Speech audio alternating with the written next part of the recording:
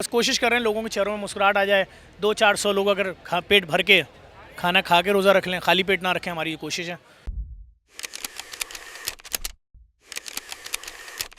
रमज़ान की आमद हो चुकी है और इस रमज़ान का हम बेसब्री से इंतज़ार करते हैं। रमज़ान से पहले इसकी तैयारियां शुरू हो जाती हैं और मैं इस वक्त मौजूद हूँ।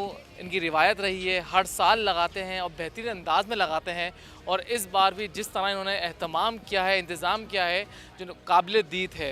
मैं इस वक्त मौजूद हूँ नुमाइश चौरंगी पर, जहाँ हर साल की तरह इस साल भी JDC की जानिब से एक बड़े दस्तरखान का एहतमाम किया है, जहाँ सहरी अफ्तारी का एहतमाम होता है। हमारे साथ इस वक्त जो है ज़फ़र अब्बास साहब मौजूद हैं। इनसे जानते हैं। सर, यहाँ देखकर तो इंतहाई खुशी होती है और इस चीज़ का एहसास होता है कि अभी भी शहर कराची, जिसको रोशनियों का शहर बोला जाता था, वो अभी भी मौजूद हैं चीज़ें। क्या कहेंगे सर इसके हवाले से कि आप हर साल इसी तरीके का एहतमाम करते हैं? जी देखिए, रोशनियों का शहर तो अंधेरों का शहर बन चुका है। सड़कें नहीं हैं, गटर खुले हैं, हर उस तरह की मौत झेल रहा है शहर जो दुनिया के किसी शहर में नहीं होती। डंपरों के नीचे आके मरना, जल के मरना बिल्डिंगों में, पर क्या क्या ये ज़बरदस्ती की रोशनी है। ये तो बस मसनूई है। सब कुछ दुआ करें अल्लाह ताला इस शहर की रोशनियों को वापस लाए। और हम सब लोग बहुत दुखी हैं। हम बस कोशिश कर रहे हैं लोगों के चेहरों में मुस्कुराहट आ जाए। 200-400 लोग अगर पेट भर के खाना खा के रोज़ा रख लें, खाली पेट ना रखें, हमारी ये कोशिश है। 2-400 हो जाएँ, 2-4 हज़ार हो जाएँ। हमारे साथ जो पार्टनर्स खड़े हैं बहुत मजबूत हैं।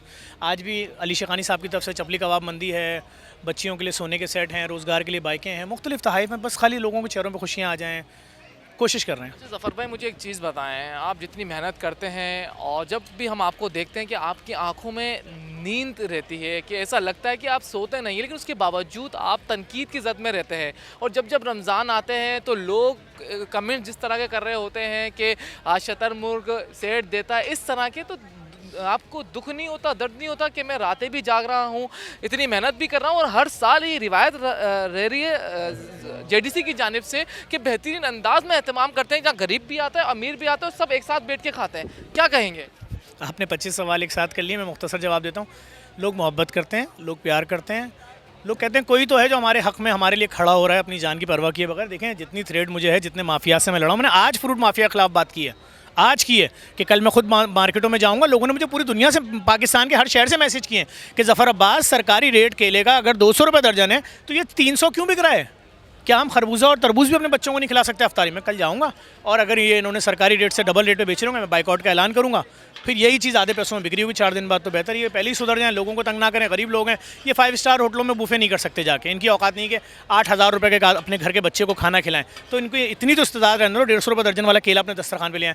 तो लाजमी बात है, जब आप माफिया से खिलाफ रोडों पर निकलेंगे तो आपके खिलाफ साजिशें भी होंगी। और मुझे कोई फ़र्क नहीं पड़ता, इन माफियाज़ का एहसान है कि अभी तक मुझे ज़िंदा छोड़ा हुआ है। मेरे कितने दोस्तों को मार दिया। तो जिस दिन मेरे नसीब में भी लिखा होगा इन माफियाज़ के हाथ से मरना, मैं मर जाऊंगा, मेरे बच्चे यतीम हो जाएंगे। लेकिन जब तक जिंदा हूँ अपनी लोगों के लिए काम करता रहूँगा। ज़फ़र भाई, आखिरी सवाल है कि आखिरकार मकसद क्या है ये सहर अफ्तार का दस्तरखान लगाने का? आप हर साल लगा रहे हैं और दिन ब दिन इसमें जैसे हर साल आता है उसमें इजाफा होता जाता है, तो क्या मकसद है आपका? मेरा कोई मकसद नहीं है। मेरा मकसद है, हमने अपने आबाओ अजदाद से देखा, अपने दादा, अपने वालिद, अपने घरों में देखा कि एक दूसरे के घर में अफ्तारी भेजी जाती थी, एक दूसरे से घरों में सजा के भेजी जाती थी अफ्तारी।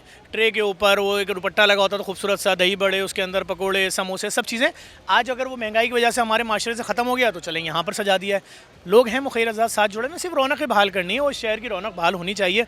अंधेरों का शहर बन गया जिसको कभी रोशनियों का शहर बोला जाता था। बहुत शुक्रिया। हमारे साथ इस वक्त ज़फ़र अब्बास मौजूद थे। मैं अपने कैमरामैन को बोलूँगा कि मेरे साथ आए और मेरे अकब में मनाज़र दिखाएं। आपको नज़र आ रहा होगा कि यहाँ पर सहरी की तैयारियाँ उरूज पर हैं, बाकायदा टेबलें लगाई गई हैं और उस पर जो है मुख्तलिफ़ किस्म के पकवान तैयार हो रहे हैं। अभी इस वक्त जो है चपली कबाब तैयार हो रहे हैं, चपली कबाब बनाए जा रहे हैं। और आपको नज़र आ रहा होगा कि यहाँ पर मसाला रखा है, टमाटर है, नींबू है, धनिया है, हरा धनिया है। इसी तरीके से कबाब टाइप जो पहले चपली कबाब की तरह बनते हैं और उसको फिर तले जाते हैं। फिर इसी के बाद एक जगह चावल तैयार हो रहे हैं और फिर इसको एक अच्छा डेकोरेट करके जो है वहाँ पर लोगों की आमद का सिलसिला जारी है और भरपूर अंदाज में यहाँ पर लोग आते हैं और कराची के मुख्तलिफ़ इलाकों से आते हैं बाकायदा, चाहे वो कोरंगी हो, मलीर हो या सुरजानी हो, हर जगह से लोग आते हैं, चाहे वो अमीर हो गरीब हो, सबके लिए एक ही दस्तरखान बिछता है। बहुत खूबसूरत तरीके से उन्होंने एहतमाम किया है। ये अभी से नहीं, हर साल होता है और इस तरीके से बेहतर अंदाज में जो इसको शहर को और अफ्तारी को मनाया जाता है। और मैं अगर आपको बताऊं कि रमज़ानुल मुबारक